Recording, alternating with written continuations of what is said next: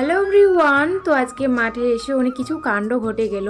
আর আজকে আমরা বাবার জন্য ভাত নিয়ে চলে আসি সকালবেলা, সাথে আমার জন্য নিয়ে আসি, কারণ মাঠে ভাত খেতে একটা মজাই আলাদা। এই হচ্ছে আমাদের তুলাই পাঞ্চি ধান। একটা গ্রুপে পোস্ট করছিলাম, সেখানে বলছে 11 বিবি ধান না, এই একসাথে নিলে তারপরে বোঝা যায় এইগুলো তুলাই পাঞ্চি ধান। এখন কাঁচায় আছে, যখন একটু পেকে যাবে তখন একটা কালার চেঞ্জ হবে। আমরা আমাদের জমিতে ধান কাটছিলাম, কাকিমা বলে যে আমাদের জমিতে আসো, অনেক বড় একটা সাপ চলে এসেছে। অত বড়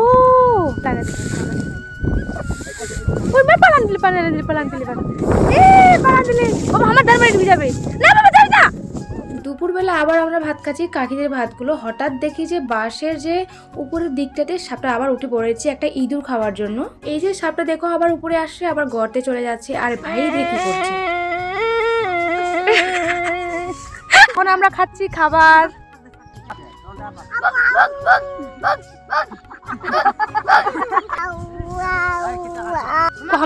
ধান কাটবাইছি, দেখো গাইস আমার এখন ভাত খাচ্ছি। কি খাবেন তুলাস?